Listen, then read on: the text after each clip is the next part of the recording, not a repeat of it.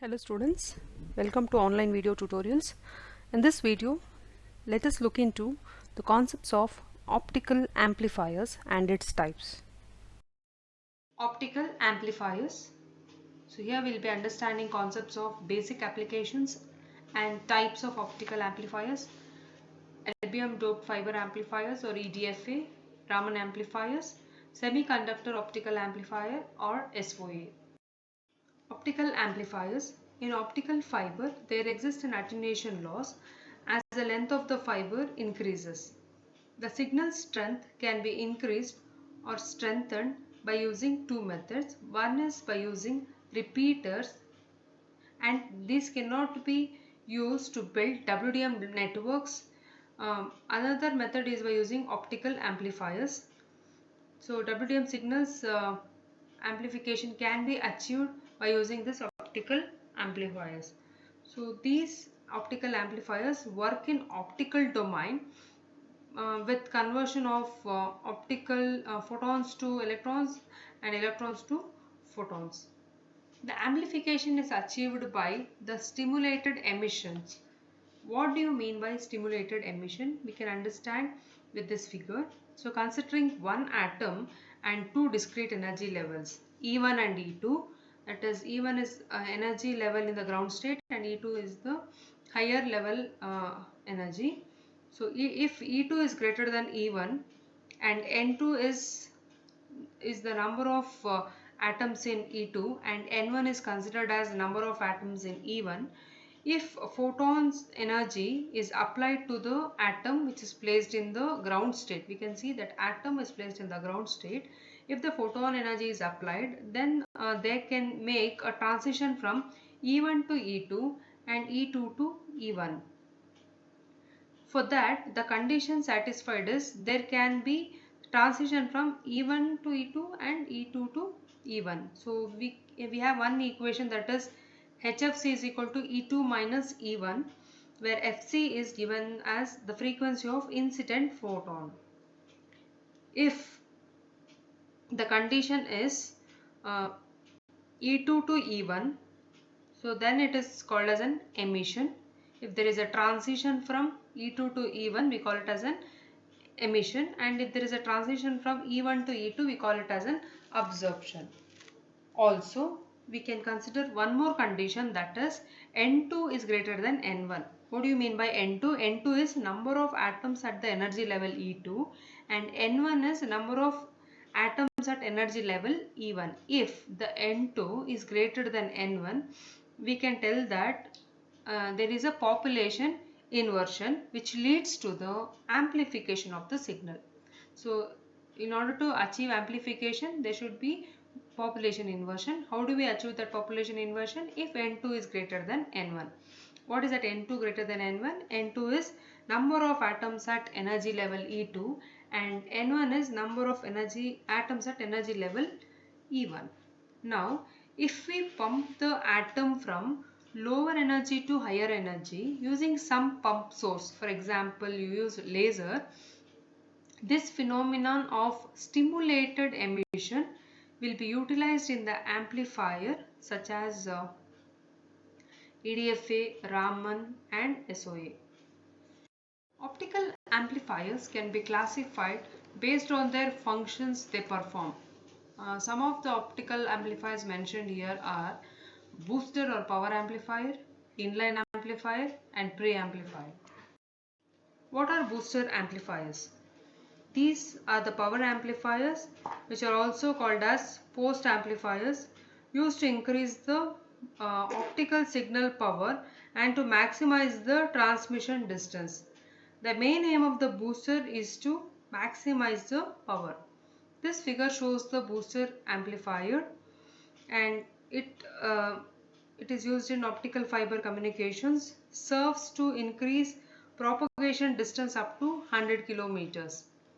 So we can see that it is the booster amplifier is used prior to the optical fiber link, that is hence it is called as a post amplifier, and this booster is dependent upon the gain power.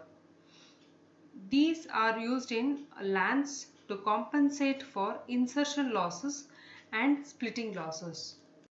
What are inline amplifiers? These are usually placed in middle of the optical fiber link and are used to provide stability over the entire WDM network and and also used to provide stability of the bandwidth. These are used to compensate power losses that are caused by the attenuators in the single mode links. The repeater distance is increased by the usage of inline amplifiers in the optical fiber links. The setup of inline amplifier is shown in the figure. You can see that the inline amplifiers are placed in middle of the optical fiber link. Preamplifier. These amplifiers are used just before the receivers to amplify weak signals before any optical detection. These amplifiers are used to achieve sensitivity, high gain and low noise. Erbium doped fiber amplifier, also called as EDFA. This is the most commonly used amplifiers in optical networks. It is used to boost intensity of optical signals and works on the principle of stimulated emission. In the previous concept, we understood what does a stimulated emission mean. So these amplifiers works on two different bands. One is C band and L band, and it has a fiber whose core is heavily doped with erbium doping. Hence, it is also called as erbium doped fiber amplifiers. Why do we use erbium material? These erbium ions have quantum levels that allow them to stimulate to emit in 1540 nanometer, that is in C band. So that is the property of an erbium ion, and which has low power losses in silica based fibers. We know that most of the fibers what they fabricate is by using silica, and most commonly used fibers are silica based fibers. In such fibers, these exhibit very low loss. Erbium quantum levels also allow it to be excited by the signal at either 980 nanometer or 1480 nanometer. Working of EDFA. The laser usually pumps energy at 980 nanometer or 1480 nanometer.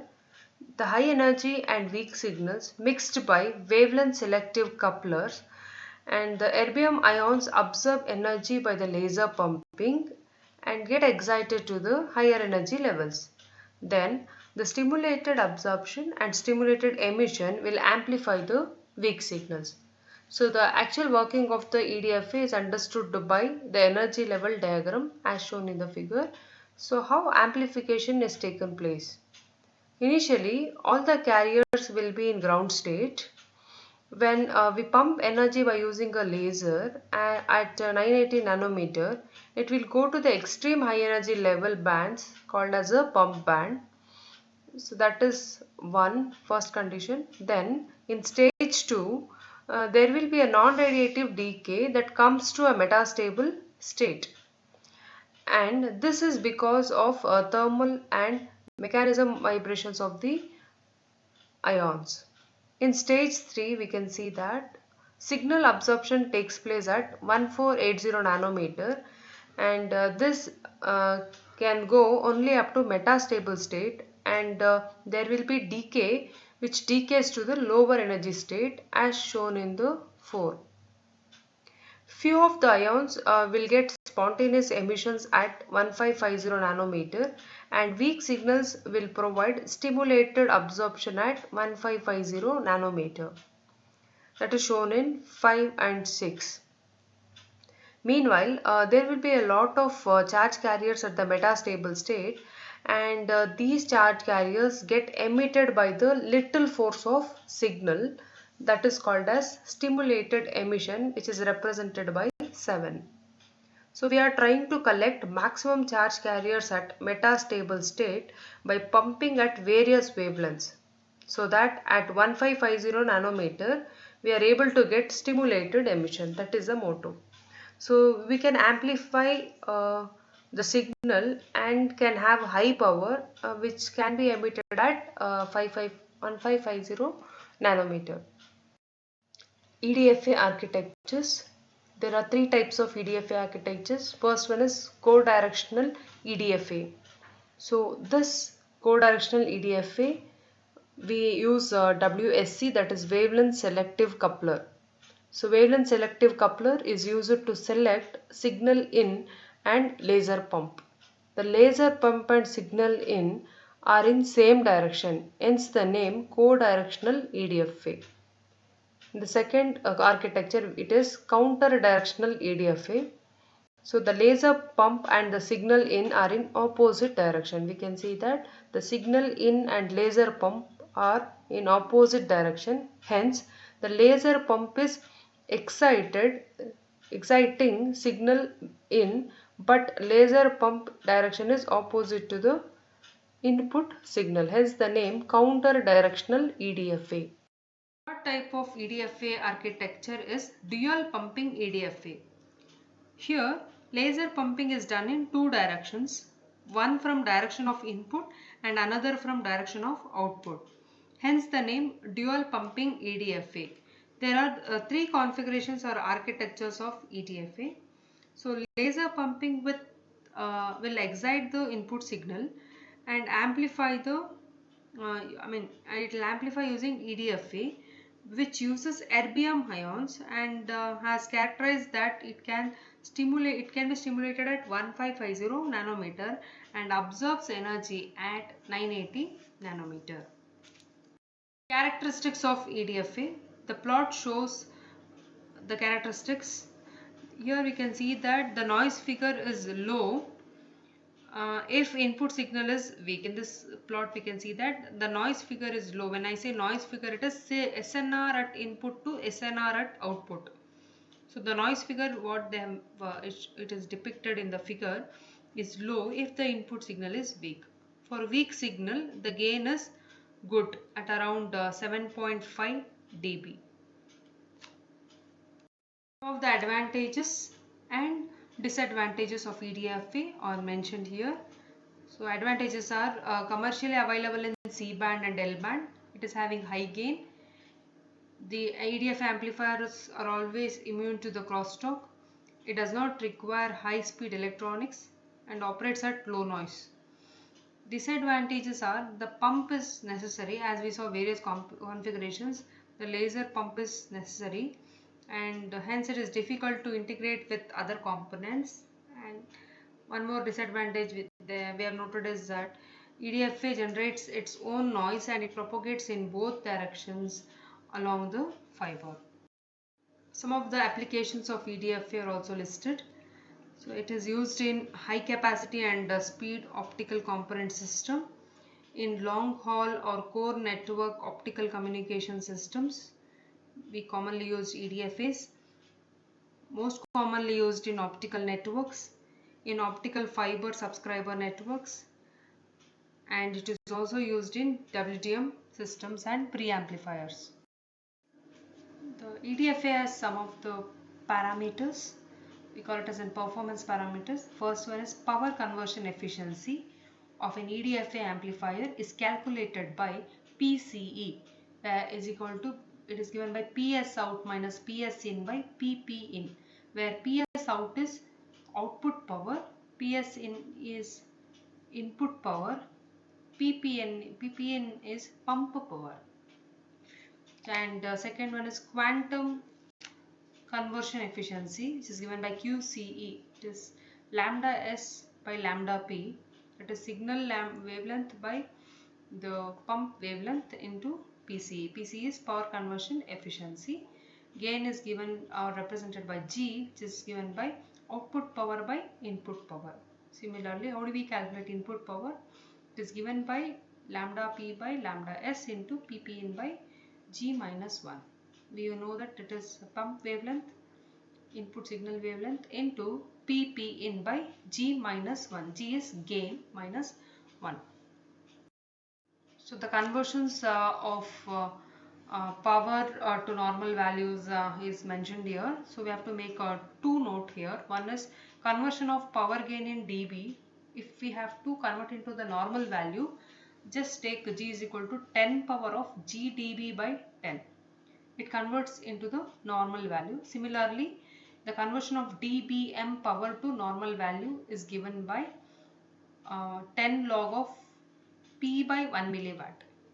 One more note we can see, that is power is usually mentioned in dB per meter instead of watts. So before substituting in formulas, convert dBm to watts. Gain is usually mentioned in dB, so convert it to its normal value and then use in formulas. Let's see one problem on EDFA. An EDFA is being pumped at 980 nanometer with 30 milliwatt pump power. If the gain at 1550 nanometer is 20 dB, find the maximum input power and output power.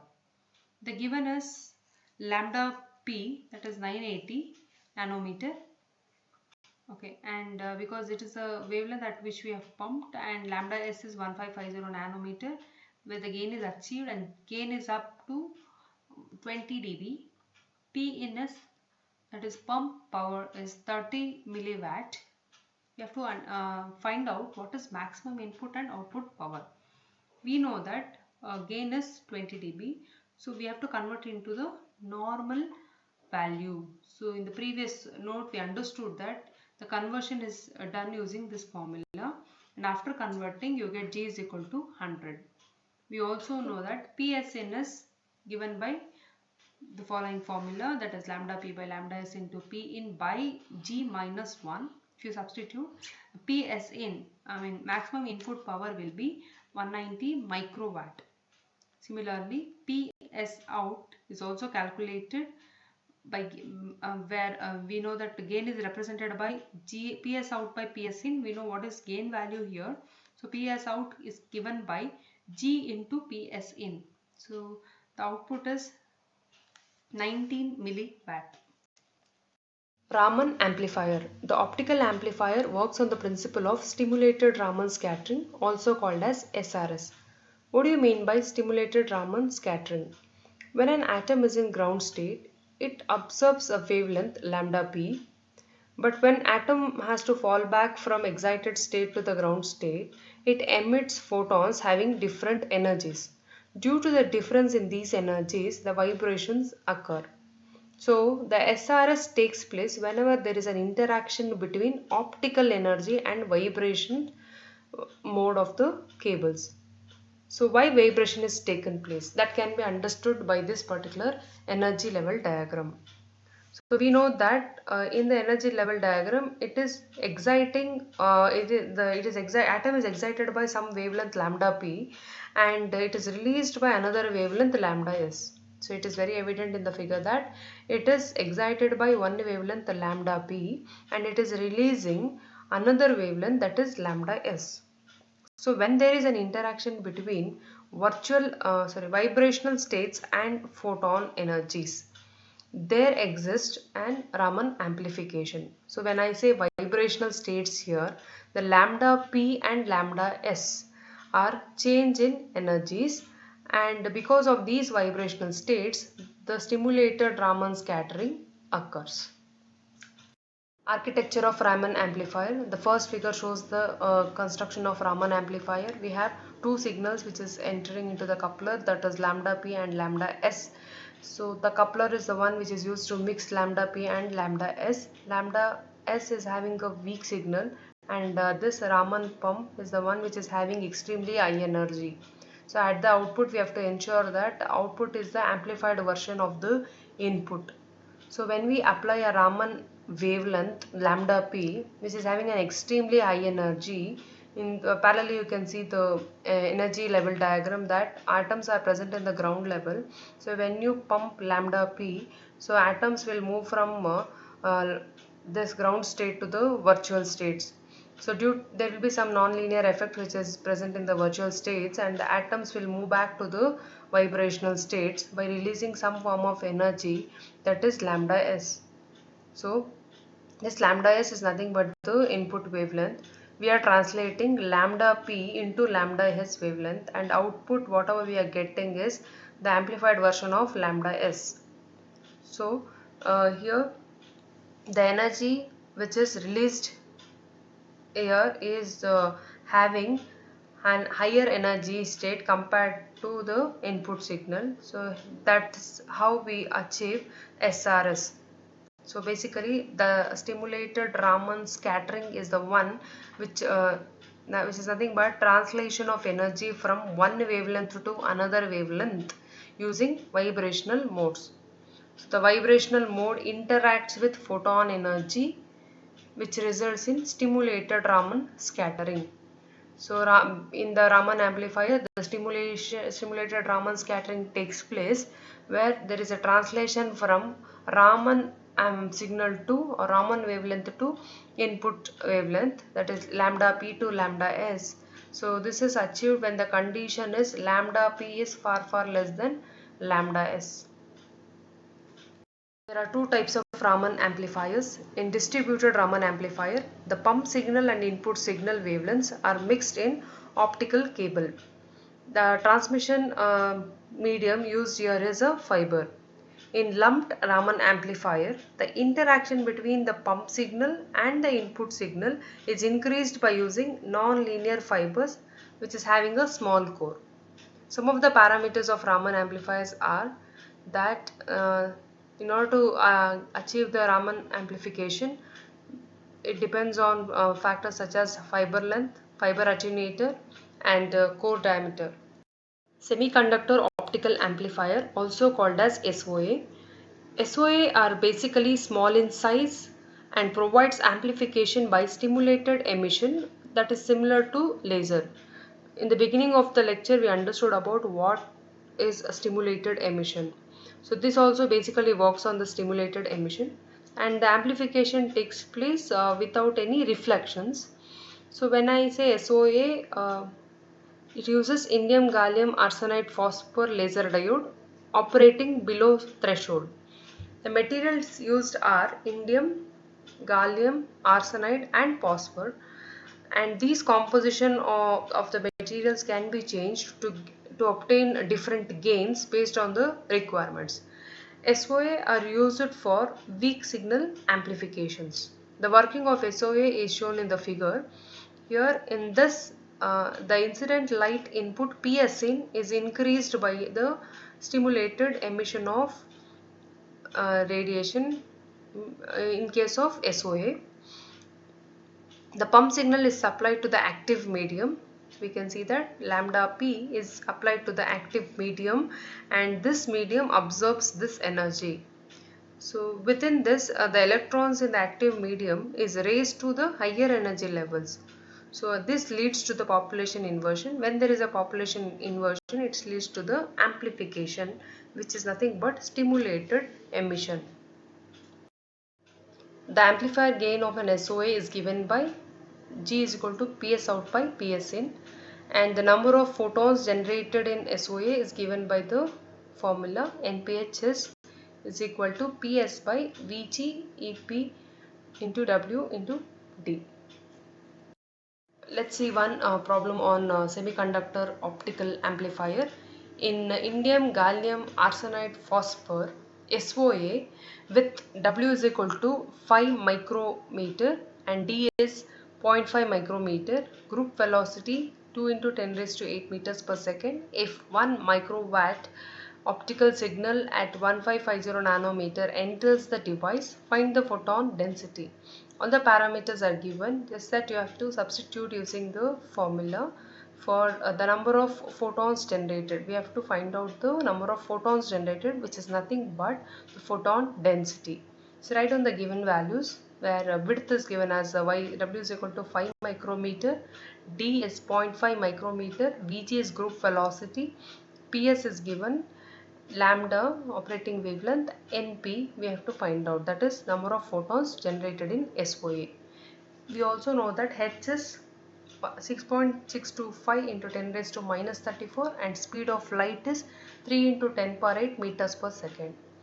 Write down the formula for number of photons generated, that is NPH is equal to PS by VGEP into W into D.